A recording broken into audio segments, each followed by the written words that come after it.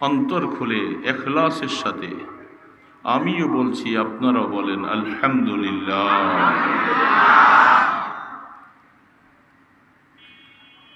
আল্লাহ সুবহানাহু ওয়া তাআলা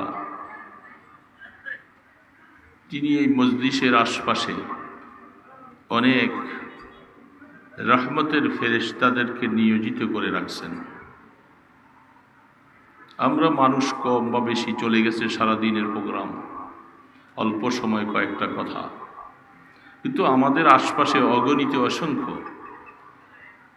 মাসুম আল্লাহ পাকের ফেরেশতা রাশি আছে, আছে না নাই? বিশ্বাস হয়। যেহেতু যে জায়গার মধ্যে আল্লাহ পাকের ফেরেশতারা অবতীর্ণ করেন, ফেরেশতাদের আগমন ঘটে, ওই জায়গাটা আল্লাহ পাকের কাছে মকবুল জায়গা হয়ে যায়। আল্লাহ পাকের ফেরেশতা নিষ্পাপ, বেগুনা, মাসুম। অনেক সময় আমরা বুঝতে পারি না ফেরেশতাদের আগমনের দ্বারা কোনো গানের আসর, থিয়েটার, বাস্কোপ, নাচ গান, এই ধরনের অনুষ্ঠান মালাও তো আমাদের দেশে অনেক হয়। সেই সমস্ত অনুষ্ঠান মালাগুলার মধ্যে পাহারাদারি করে শয়তান। কি বলে, ঠিক না? আর কোরআনের মজলিস, উলামায়ে কেরামদের মজলিস, দিনদারদের মজলিস, সেইখানে পাহারাদারি করেন আল্লাহ পাকের মাসুম ফেরেশতারা। পাহারাদারি একই অবস্থা চলছে। এক দলের পাহারার দ্বারা তাতানাজ্জালু আলাইকুমুস সাকিনা, আল্লাহর তরফ থেকে রহমত বর্ষিত হয়, আর তাদের সেখানে বেষ্টনীর কারণ সেখানে আল্লাহ পাকের তরফ থেকে নারাজিগি, গজব অবতীর্ণ হয়।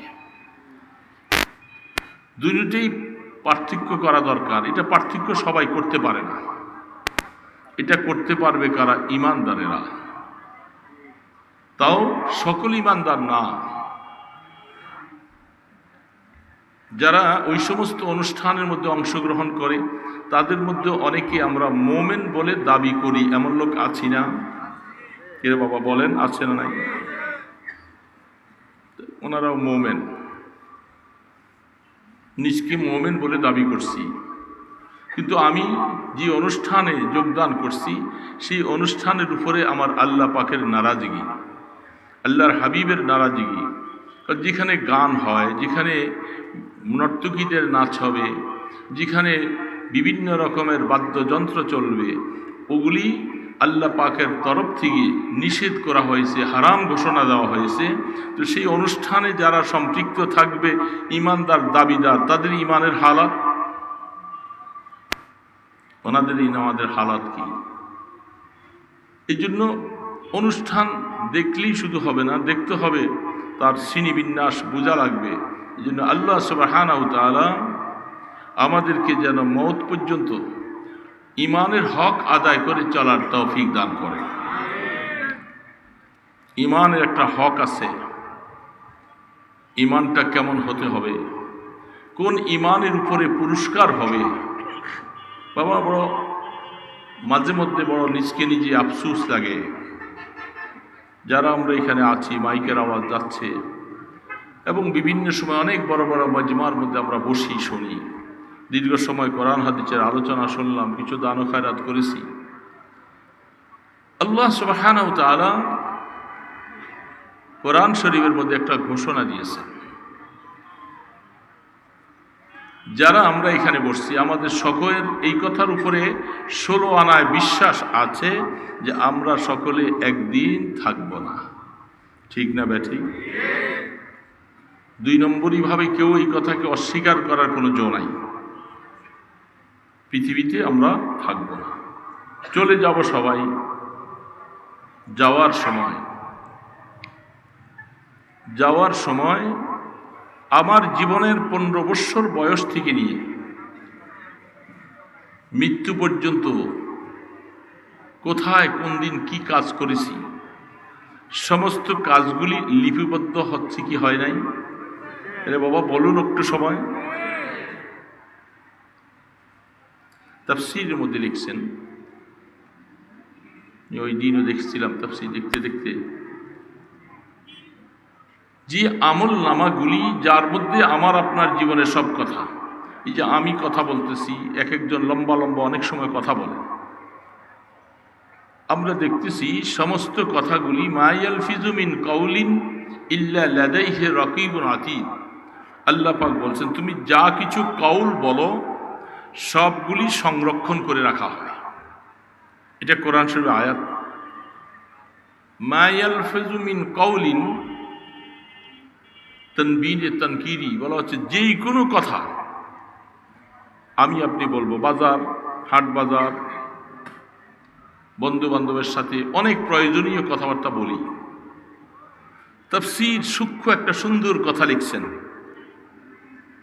মনে রাখবো। যেহেতু আল্লাহ সুবহানাহু ওয়া তাআলা বলছেন মা ইয়ালফিজু মিন কাউলিন ইল্লা লাদাইহি রাকিবুন আতীদ। এ বান্দা বান্দি, তোমার জীবনের সব কিছু, যত কৌল তোমার মুখে আছে, যত কাজকর্ম তুমি হাতে বলতেছো, চোখে দেখতেছো, এখানে কিন্তু কৌল নেই। চোখে দেখাটার মধ্যে কৌল নেই, কথা নাই। হাতে স্পর্শ করার মধ্যে মুখের কৌল নেই। পায়ে হেঁটে হেঁটে কাজ করতেছি, এগুলোর মধ্যে কৌল নেই। আল্লাহ রাব্বুল আলামিন যে এখানে বলছেন মা ইয়ালফিজু মিন কাউলি, তুমি যা কিছু বলো, এই বলার মাঝখানে যা কিছু করো এটাও এটার সাথে আছে। বলো আর করো সমস্ত কাজগুলি আছে। তাহলে আমার জীবনের সমস্ত কিছু যখন সংরক্ষণ হচ্ছে, হাদিস শরীফের মধ্যে আল্লাহ রসুলের এক হাদিসের উদ্ধৃতি দিয়া তাফসীর ইবনে কাসীর ওয়ালা তিনি বলতেছেন, সপ্তাহের প্রথম থেকে নিয়ে সপ্তাহের শেষ পর্যন্ত সমস্ত কথাগুলি ফেরেশতা লিখেন। লিখার পরে সপ্তাহের শেষ অবস্থায় যেই কথাগুলি আমার সওয়াবের, যেই কাজগুলি সওয়াবের আর যেই কাজগুলি গুনার, যে কাজটা করলে মানুষ গুনাহগার হয়, যেই কথা বললে মানুষ গুনাহগার হয়, যেই কাজ করলে মানুষ সওয়াব পায়, অথবা যে কথা বললে মানুষ সওয়াব পায়, এই দুইটা জিনিসকে রেখে বাকি জিনিসগুলি মুছে দেন। সুবহানাল্লাহ। দুইটা জিনিসকে রেখে, কোন দুইটা? একটা হলো আমার সমস্ত সওয়াবের কথা এবং সওয়াবের কাজ, সমস্ত গুনার কথা, সমস্ত গুনার কাজ। এই সমস্ত কিছু এক সপ্তাহ ভরে ফেরেশতা লিখছেন। লেখার মধ্যে কোনো সন্দেহ নাই তো? লিখছেন যে এই ইমানদার বাবা, সন্দেহ আছে? লিখছেন। আর কি কাগজের মধ্যে লিখছেন আল্লাহু আলাম, তার হাকিকত সম্পর্কে আল্লাহ ছাড়া কেউ জানে না। কি কেরতাস, কি কাগজ, কিভাবে লিখছেন, কি করছেন, কি কালি, কি অবস্থা, আল্লাহ পাকের কোরআনের কথা এটা লিপিবদ্ধ হচ্ছে, কি প্রক্রিয়ায় কি অবস্থায় লিখছেন সেগুলি আল্লাহ ভালো জানেন। এই সমস্ত লেখাগুলি, আমলগুলি গুনাহ আর সওয়াব ছাড়া যতগুলি কিছু আছে, যেটার না দুনিয়ার মধ্যেও কোনো ফায়দা, আখিরাতেও কোনো ফায়দা, আল্লাহ সুবহানাহু ওয়া তাআলা ফেরেশতাকে অর্ডার করেন ওগুলি সব মুছে দাও। আয়ামহুল্লাহ ওয়া ইউসবিত। আল্লাহ সুবহানাহু ওয়া তাআলা এগুলি সব এই অবস্থায় চলতে চলতে চলতে চলতে কারো জীবনের 50 বছর, 60 বছর, 70 বছর নাবালক অবস্থাটা বাদ দেওয়ার পর, এটা আল্লাহ পাকের একটা মেহেরবানি। কারোই নাবালক অবস্থায় না সওয়াব লিখা হয় না কোনো গুনাহ লিখা হয়। যারা শরীয়তের মাসালা 15 বছর বয়স শুরু হলে সে লোকটা শরীয়তের দৃষ্টিতে বালেগ হয়, তখন থেকে তার আমল নামা চালু হয়, তার আগ পর্যন্ত আমল নামা চালু হয় না। মক্কিনগর মাদ্রাসায় দেখি ছোট ছোট বয়স 8 বছর, 10 বছর, 15 বছর এখনো হয় নাই, অনেক ছাত্ররা হাফেজে কোরআন, নামাজ পড়ে, দুরূদ শরীফ পড়ে, বুঝলাম গুনাহটা লেখা হলো না, সওয়াবগুলি, আল্লাহর হাবিব ফরমান সওয়াবগুলি নাবালক অবস্থায় যেহেতু তার নিজের আমল নামায় এখনো চালু হয় না, তার গুনাহগুলি লেখা হয় না। এটা আল্লাহ পাকের বহুত বড় ইহসান, দয়া। কিন্তু সওয়াবগুলি, সে যে হাফেজে কোরআন, সে যে তেলাওয়াত করতেছে, যেহেতু তার আমল নামা চালু হয় নাই, এই সমস্ত সওয়াবগুলি আল্লাহ সুবহানাহু ওয়া তাআলা মেহেরবানি করে, আল্লাহ রসুল ফরমান, এগুলি তার মা বাবার আমল নামায় যোগ করে দেওয়া হয়। না দিলেও কিছু করার ছিল না। আল্লাহ পাক তিনি মুহসেন, তিনি এহসান করলেন যে বান্দা, তোমার মা বাবার বহু এহসান তোমার উপরে, বহু দয়া, বহু অনুগ্রহ, তার প্রতিদান হিসাবে তোমার নাবালক অবস্থায় এই আমলগুলি মা বাবার আমল নামায় যোগ। গুনাহগুলিও আল্লাহ লিখতে পারতেন, কিন্তু গুনাহগুলি মা বাবার আমল নামায় দিতে পারতেন। আল্লাহ কত দয়াবল, গুনাহ দিচ্ছে না। 15 বছর বয়সের আগে সন্তানের কোনো গুনার ভাগ মা বাবাকে দেন নাই। এখন থেকে আমল নামা শুরু, আমার আমল নামা, আপনার আমল নামা, সমস্ত কিছু লিখতে লিখতে লিখতে লিখতে মওত পর্যন্ত লেখা হলো। সমস্ত সওয়াব গুনাহগুলি, এগুলির মধ্যে যা যা আছে সব লিখলেন, আর অতিরিক্তগুলি আল্লাহ মুছে দিলেন। এখন যখন আপনার মৃত্যু হবে, যখন আমার মৃত্যু হবে, ফেরেশতার সামনে হাজির, ওই সময় আমল নামাগুলি কি করবেন? কোরআনে পাক খুলে দেখেন, আল্লাহ সুবহানাহু ওয়া তাআলা বান্দা বান্দির জীবনের ওই সমস্ত আমলগুলি যা তার আমল নামায় সংরক্ষণ করে রাখা,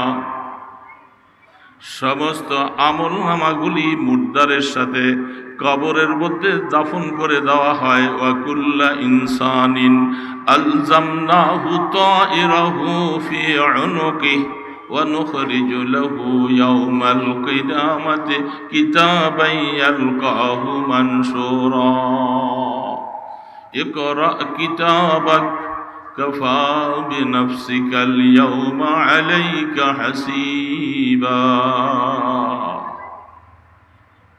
আল্লাহ সুবহানাহু ওয়া তাআলা, এ বাবা বসে আছি এখানে, একটু কষ্ট হয়, কিছু সময় বসছি, আমিও বসছি, কথা বলতেছি, আমাদের হালাত, মৃত্যু আসবে, সকলের আসবে। এই জীবনের আমল নামাগুলি, দুইজনের দুইটা দপ্তর, ডান কাঁধের ফেরেশতার একটা দপ্তর, বাম কাঁধে গুনাহ লিখনেওয়ালা ফেরেশতা একটা দপ্তর। অস্বীকার করার কোনো জো নাই। একেবারে রাষ্ট্রপতির থেকে নিয়ে একজন সুইপার পর্যন্ত সবার দপ্তরগুলি যখন মৃত্যুবরণ করবে, আল্লাহ সুবহানাহু ওয়া তাআলা বলেন, ওই বান্দার সাথে তার কবরে তার আমল নামাটা গলার মধ্যে হাড়ের মতো ঝুলাই দেওয়া হয়।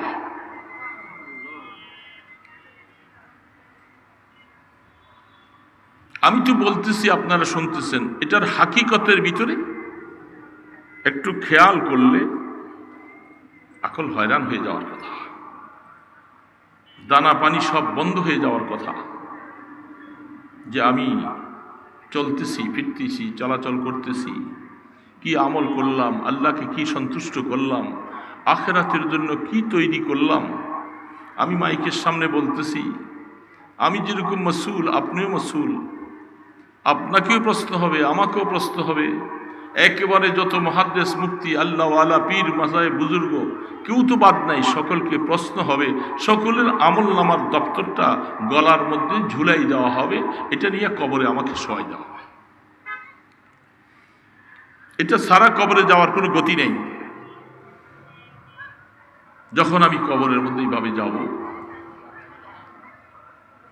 কিয়ামত পর্যন্ত কারো কবর পড়ে আছে।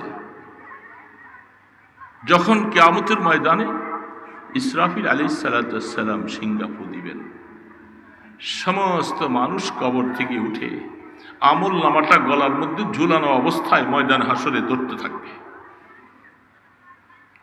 ময়দান হাসরে যাওয়া লাগবে।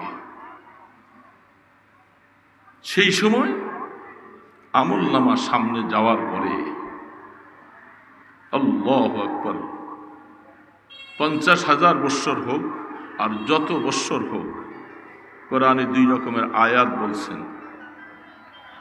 আহা, সেই সময়ের অবস্থাটা, সেই ভয়াবহ অবস্থা কি হবে? দুনিয়ার এই সব কিছু আড়ম্বনা, অট্টালিকা, দালান কোঠা সব কিছু শেষ, সবাইকেই ময়দানে হাসরে দৌড়াতে হচ্ছে। আল্লাহ পাকের সামনে যাওয়া লাগবে। বড় কথা, ছোট কথা সব কিছু ম্লান হয়ে যাবে সেদিন। ময়দানে হাসরের মধ্যে দৌড়াতে থাকবে উলঙ্গ অবস্থায়, পরনে কাপড় নাই, কারো কাপড় নাই। যত বড়ই হোক না কেন, কারো পরনে কাপড় নাই। আম্মা জান আয়েশা সিদ্দিকা রাদিয়াল্লাহু তাআলা আনহা বলেন, ইয়া রাসূলুল্লাহ, আমি আয়েশাও কি উলঙ্গ উঠব? আমি আপনার রসুলের স্ত্রী, আমিও কি উলঙ্গ উঠব? আল্লাহ রসুল বলেন, আয়েশা, বুঝতে পারো নাই ময়দানে হাসর যে কি জিনিস, বুঝতে পারো নাই। তুমি উলঙ্গ না কাপড় পরা, আল্লাহ, এটুকু একটু চিন্তা করার মতো একটা সেকেন্ড সময় কাউ হবে না। এত জাহান্নামের তর্জন গর্জন, ময়দানে হাসরের অবস্থা, ভয়াবহ পরিস্থিতি। রাসূল বলেন, কেউ ঘামের সাগরে হাবুডুবু খাচ্ছে, কারো মাথার মগজ খসে খসে পড়বে, মানুষ শুধু কেবল চেয়ে থাকবে, হায় কি হবে, কি হবে এখন, আমার কি হবে, আমার সাথে কি ভালো ব্যবহার করা হবে নাকি আমার সাথে কঠিন ব্যবহার হবে, আমি কি জেলখানার আসামির মতো হয়ে যাই কিনা। এই নিয়ে মানুষের অবস্থা দেখতে পারবে না যে আমার কাপড়টা আছে না নাই। কোরআন শরীফে আল্লাহ পাক বলতেছেন, ইন্না জালজালাতাস সাআতি শাইউন আযীম। কিয়ামতের ভয়াবহর কথা আল্লাহ পাক কোরআন বলছেন, ইয়াউমা তারাউনাহা তাযহালু কুল্লু মুরদিআতিন আম্মা আরদাত وتضع كل ذات حمل حملها وترى الناس سكارى ولكن عذاب الله شديد। আল্লাহ তোমার কোরআনের আয়াত, তিনি বলতেছেন, সন্তান পেটে নিয়ে কেউ মৃত্যুবরণ করেছে, সন্তানটা এইভাবে খালাস হয়ে যাবে, সে একটা সেকেন্ড টেরও পাবে না যে আমার একটা সন্তান প্রসব হয়ে গেল। এত ভয়াবহ, এত ভয়াবহ, এত অবস্থা। এটার নাম ময়দানে হাসর, এটার নাম কিয়ামত। সেই দিন ইমানদার বাবা, সেই দিন আমার সাথে কি মুআমেলা হবে? তখন আল্লাহ পাক যখন হিসাব নিকাশটা শুরু করবার জন্য কেউ বলনেওয়ালা নাই। সমস্ত ময়দানে হাসর একেবারে আদম আলাইহিস সালাম থেকে নিয়ে আমাদের নবীজি পর্যন্ত সবাই পেরেশান, আম্বিয়া কিরাম পর্যন্ত পেরেশান। বুখারী শরীফের মধ্যে 14 পারার শেষে 2 পৃষ্ঠার বেশি লম্বা হাদিস আসছে। সমস্ত মানুষ পাগলের মতো একটু আল্লাহকে বলবে যে আল্লাহ, হিসাবটা হয়ে গেলে হয়তো আমলনামার ডান হাতে আসবে, নতুবা বাম হাতে যাবে, তবে একটা ফয়সালা হবে। এখন তো মাঝখানে তাজালজাল অবস্থা, ফয়সালা কি হবে কিছু আসতেছে না। তো হিসাব না শুরু হওয়ার আগ পর্যন্ত কেমনে বুঝবো? এখন হিসাবটা তো শুরু করবেন মহান রব্বুল ইজ্জত। তাকে তো কেউ অর্ডার করার মতো, তাকে বলার মতো কোনো সাহস কারো নাই। কে বলবে, কি বলবে? এই জন্য সমস্ত মানুষ দৌড়াতে থাকবে। ইমানদারেরা সবাই আদম আলাইহিস সালামের কাছে যাবে। এইভাবে আদম আলাইহিস সালাম বলবে যে আজকের দিনে আল্লাহর সাথে কথা বলার মতো আমার সাহস নাই, আমি অনেক ভুল করে ফেলছি, আমাকে নিষেধ করেছিল, আমি জান্নাতে নিষেধকৃত ফল খেয়ে ফেলছি, আমি আল্লাহর সাথে কথা বলতে পারবো না, আমি সাহস নাই। তোমরা অমুক নবীর কাছে যাও, অমুক নবীর কাছে যাও। এইভাবে যেতে যেতে যেতে যেতে বাবা এক একজন থেকে এক একজন যাও। কোন নবী এই কথার স্বীকারটা করে না যে আল্লাহকে একটু বলবো যে আল্লাহ একটু হিসাবটা শুরু করে। কেউ পারতেছে না, কেউ পারতেছে না। সর্বশেষ সর্বশেষ ঈসা আলাইহিস সালাম তিনি বলেন, হায় আমি তো আরো মহা আসামি। একদল মানুষ আমাকে আল্লাহর বেটা বলছে, আমার মাকে আল্লাহর স্ত্রী বলছে, কত রকমের তোহমত আমার উপরে, যেন আমি তো ভয় পাচ্ছি, আমি আল্লাহর সামনে কথা বলতে পারবো না। সমস্ত মানুষ হাহাকার, কানতে কানতে চোখের পানি নাই, পানি শেষ, রক্ত প্রবাহিত। এই জন্য আল্লাহ রসুল তিনি একটা দোয়া করতেন, আল্লাহুম্মা রযুকনি আইনাইন হাত্তালাতাইন তাসকিয়ানিল কলবা বিযুরুফিদ দাম ক্বাবলা আন তাকুনা আদ-দুমু দামা ওয়াল আদরাসু জামরা। রাহমাতে দু আলম আল্লাহর হাবিব তিনি দোয়া করেন আল্লাহর কাছে, আল্লাহ তুমি আমি মুহাম্মদের চক্ষুটাকে ঝর্ণার মতো বানাইয়ে দাও, আমি যেন সবসময় তোমার কাছে কানতে কানতে আমার চক্ষুটা যেন ঝর্ণা হয়। ওই দিন আসার আগে, যেদিন চোখের পানি থাকবে না, রক্ত প্রবাহিত হতে থাকবে, জাহান্নামের আগুনের উত্তপ্ত লিলিহানে এই দাঁড়গুলি জ্বলে আংরা হয়ে যাবে, সেই দিন আসার আগে আমাকে তোমার কাছে কানবার মতো তৌফিক দিয়ে দাও। আল্লাহর হাবিব দোয়া করেন, রাহমাতে দু আলম দোয়া করেন, যিনি আল্লাহর বন্ধু, তিনি আল্লাহর কাছে ওই হালাতের উপরে দোয়া করতেছেন। সেইখানে আমার মতো আপনার মতো মানুষের কি হালাত, কেউ পারল না। ঈসা আলাইহিস সালাম বলতেছেন, বন্ধুরা আজকের দিনে আল্লাহ পাকের গোসা, আল্লাহ পাকের যে সমস্ত জালালিয়ত তবিয়ত, তার সাথে কথা বলার মতো কারো সাহস নেই। একজনই ব্যক্তি আছেন, মুহাম্মদুর রাসূলুল্লাহ সাল্লাল্লাহু আলাইহি সাল্লাম। তোমরা তার কাছে যাও, তিনি যদি পারেন আল্লাহর সাথে কিছু কথা বলে, তার কারো সাহস নাই, কারো সাহস নেই। মানুষ দলে দলে যাবেন, রাহমাতে দু আলম আল্লাহ পাকের আরশের ডান পাশে, আরশের ডান পাশে, সেখানে দিয়ে সবাই বলল, ইয়া রাসূলুল্লাহ, সমস্ত দরবার বিমুখ হয়ে ফিরে আসছি, কেউই কোনো নবী রসুল সাহস পায় না আল্লাহর সাথে কথা বলার। আপনি রসুল মাথা উঠে যান। হ্যাঁ, কোরআন শরীফে আল্লাহ সুবহানাহু ওয়া তাআলা আমাকে একটা আশ্বাস দিয়েছেন যে আল্লাহ পাক বলছেন, আমাকে কিয়ামতের ময়দানে একটা প্রশংসিত স্থান দিবেন, যেটাকে মাকামে মাহমুদ বলা হয়। এইটা আল্লাহ পাক দিবেন, ওয়াদা করেছেন। তো সম্ভবত এটা এই আজকেই মনে হয় এখন হবে। সেই মাকামে মাহমুদ, প্রশংসিত স্থান, মানে আজকের দিনে আল্লাহর সাথে কথা বলার একমাত্র উপযুক্ত স্থান আর ব্যক্তি মুহাম্মদ রাসূলুল্লাহ সাল্লাল্লাহু আলাইহি ওয়াসাল্লাম। আতি মুহাম্মাদানিল ওয়াসিলাতা ওয়াল ফাজিলা ওয়াবআসহু মাকামান মাহমুদানিল্লাযী ওয়া'আদতা। আছে না? কোথায় পড়া হয় বাবা বলেন, কোথায়? মুখস্থ আছে আমাদের কয়জনের? দেখি কয়জনের? কারো কারো কাছে নাই। এটা মুখস্থ করলে অনেক ফায়দা হবে, অনেক লাভ হবে।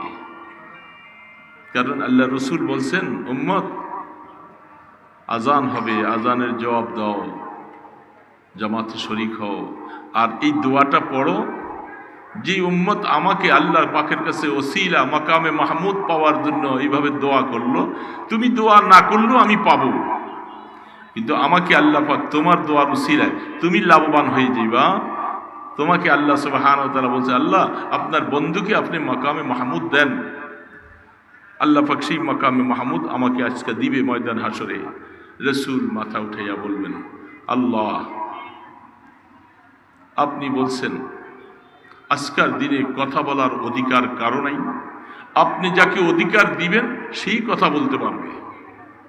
ইল্লা মান আযিনা লাহুর রাহমানু ওয়া ক্বালা সাওয়াবা, যাকে রহমান ইজাজত দিবে সেই কথা বলবে, আর কেউ না। তো আল্লাহ আপনি আমাকে মাকামে মাহমুদ দিবেন বলছেন, আমি শুধু আমার উম্মত না, আদম আলাইহিস সালাম থেকে নিয়ে আমি পর্যন্ত সারা পৃথিবীর সমস্ত মানুষ এখানে সবাই থরথর করে করে কাঁপতেছে, কলিজা ফেটে যাচ্ছে। আল্লাহ, আপনার যদি ইচ্ছা হয় তাহলে একটু হিসাব শুরু করা যায়, হিসাবটা করা যাবে, ওজন হবে, ওজনে আমাল হবে। আল্লাহ পাক বলবেন যে হ্যাঁ আমার বন্ধু বলছেন, এই তখন থেকে হিসাবের প্রক্রিয়া শুরু হবে, হিসাবের প্রক্রিয়া শুরু হবে। সেদিন হিসাব দিবে। কি হিসাব দিবে বাবারা? কথা বলতেছি আমি, কি হিসাব দিব? ইয়াউমাইজিনিল হক আল ওয়াজনু ইয়াউমাইজিনিল হক। সেদিন নিঃসন্দেহে হিসাব হবে, ওজন হবে, আমল নামাগুলি ওজন করা হবে। কি হিসাব দিব? আমার আমল নামা তো আমার কাছে, আমি বুঝতেছি। আল্লাহ পাক বলবে ফেরেশতা করার পরে, যার কপাল ভালো, তকদির ভালো, ফেরেশতাদেরকে বলবে আমল নামা যারা কামিয়াব হবে বাতাসের মধ্যে ছেড়ে দাও। বাতাসের মধ্যে উঠতে থাকবে। যার তকদির ভালো তার আমল নামাটা, টিকেটটা, সার্টিফিকেটটা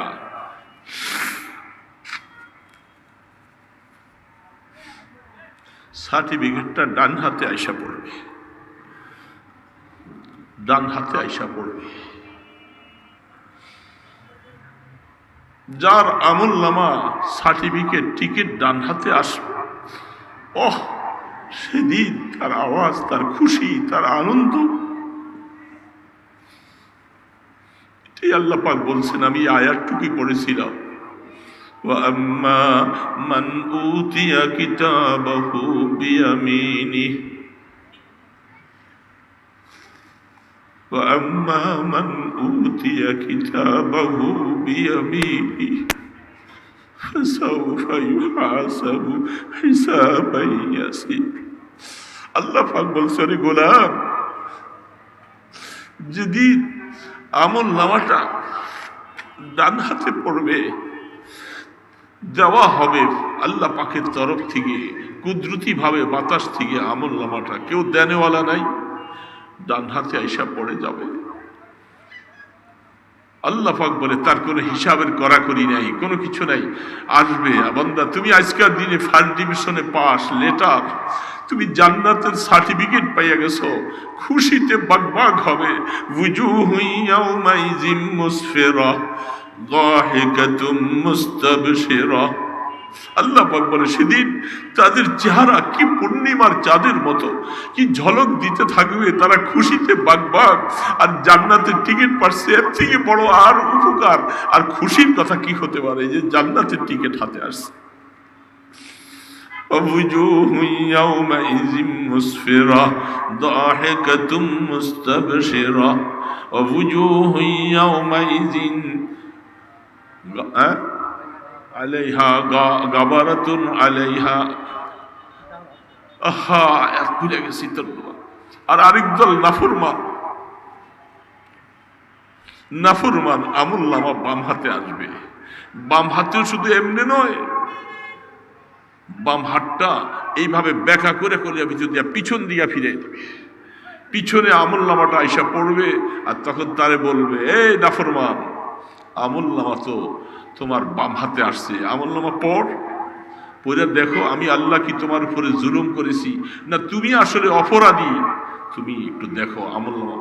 এখন আমল নামা পিছনে, চেহারা সামনে, পড়বে কেমনে? ফেরেশতারা এসে গর্দানটাকে মটকা করে ভেঙে পিছনে দিকে ফিরিয়ে দিবে। নাফরমান, পড় পড়, আমার ফেরেশতারা কি তোমার উপরে বেইনসাফ করছে কিনা, আমি আল্লাহ বেইনসাফ করছি কিনা, পড়ে দেখো তুমি এই শাস্তির উপযুক্ত কিনা, তুমি দেখো, তুমি দেখো, তুমি দেখো।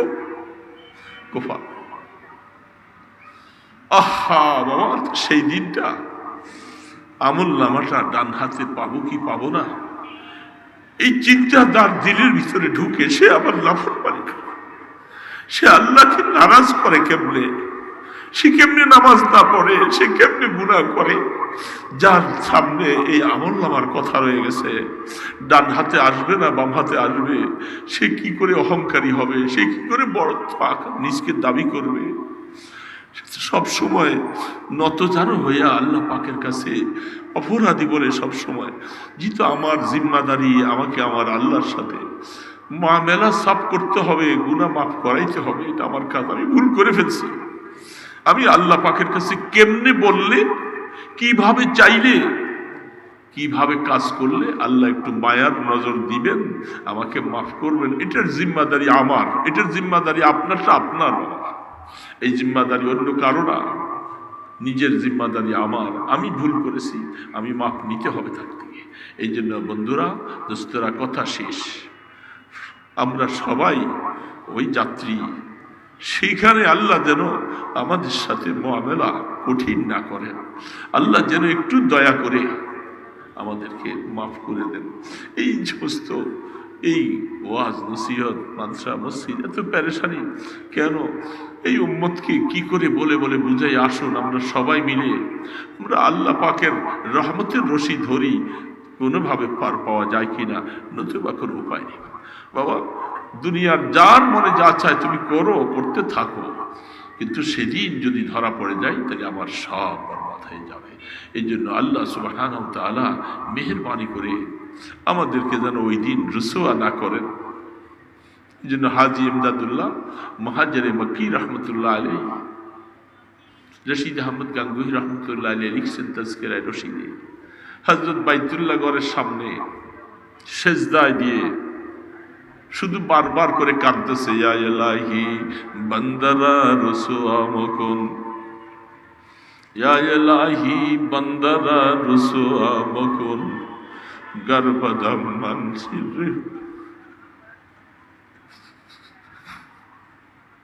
আল্লাহ, তুমি কিয়ামতের ময়দানে আমাকে বেইজ্জতি করো না। যদিও আমি গুনাহ করেছি, কিয়ামতের ময়দানে আমার গুনাহগুলি তুমি প্রকাশ করে দিও না। কিয়ামতের ময়দানে আমাকে কোটি কোটি মানুষের সামনে বেইজ্জতি করো না। হাজী সাহেব হুজুর রহমতুল্লাহ আলাইহি সারা রাত সিজদায় পড়ে পড়ে শুধু এই দোয়াটাই করতেছে। তারা আল্লাহ পাকের কি মায়া অর্জন করেছে, তারপরেও তাদের নিজের জীবনের আমল এত এত এত, তাদের প্রস্রাবের সমানও না। আমি তাদের একটা প্রস্রাবে আমরা ভেসে যাই, তারা আল্লাহকে এমন ভাবে ডাকছেন, আমি কি করে আল্লাহকে রাজি করব? আমি আমার মাওলাকে কি করে রাজি করলাম? আমার তো হায়াত শেষ হয়ে গেল। এই জন্য বন্ধুরা, আসুন আমরা সবাই মাওলাকে আপন বানাই, মাওলার কাছে বিনয় বিনয় কান্দো। দুনিয়াতে কান্নার জায়গা, এখানে কান্দো, আল্লাহ মাফ করবে। দম্ভ ভরে থেকো না, কোনো উপায় নাই, কেউ পার করবার মতো ক্ষমতা নাই। আল্লাহ সুবহানাহু ওয়া তাআলা আমাদেরকে যেন বেইজ্জতি না করেন, কিয়ামতের ময়দানে যেন আল্লাহ তাআলা মেহেরবানি করে পার করে দেন। আল্লাহুম্মা সাল্লি আলা সাইয়্যিদিনা মুহাম্মাদিন ওয়া আলা আলিহি ওয়া আসহাবিহি ওয়া বারিক ওয়া সাল্লিম। আল্লাহুম্মা সাল্লি আলা সাইয়্যিদিনা মুহাম্মাদ ওয়া আলা আলিহি ওয়া আসহাবিহি ওয়া বারিক ওয়া সাল্লিম। আলহামদুলিল্লাহি রাব্বিল আলামিন। والصلاة والسلام على أشرف الأنبياء والمرسلين، والصلاة والسلام أشرف الأنبياء والمرسلين। درود و سلام بحد و ہمیشہ، درود و سلام بحد و ہمیشہ، میرے ماں باپ ان کے حق پر فدا ہو۔ مولا کریم رحمان الرحیم দয়ালু খোদা আল্লাহ, সকাল থেকে এ পর্যন্ত কত বয়ান হয়েছে, কত বারাকাত। আল্লাহ, শেষ মুহূর্তে আমরা কতগুলি তোমার বান্দা আল্লাহ হাত তুলেছি প্যান্ডেলের নিচে বসে, সবাই আমরা ভয়ে আতঙ্কিত। বাবা, আমাদের সাথে কি মুআমালা করবা সব তুমি জানো। বাবা, আমরা গোলাম তো তোমার, তুমি আমাদের রব, তুমি আমাদের মনিব, আমাদেরকে তুমি দয়া করে পাঠাইছো দুনিয়ায়। আল্লাহ, আপনার কাছে আমরা মেহেরবানি করে বরকতের জন্য হাত তুলেছি, আপনি একটু মায়ার নজরে তাকান আল্লাহ, আমাদের জিন্দিগির গুনাহগুলি মাফ করে দাও আল্লাহ। গুনাহ করেছি, স্বীকার করতেছি, নিজের কানটা না নিজে খাইতেছি, নিজের স্বীকার করি বারবারে অপরাধী আল্লাহ, আসামি মাওলা। আল্লাহ দয়া করে মাফ করে দাও আল্লাহ, মাফ করে দাও মাওলা, ক্ষমা করে দাও আল্লাহ, ক্ষমা ভিক্ষা চাই আল্লাহ।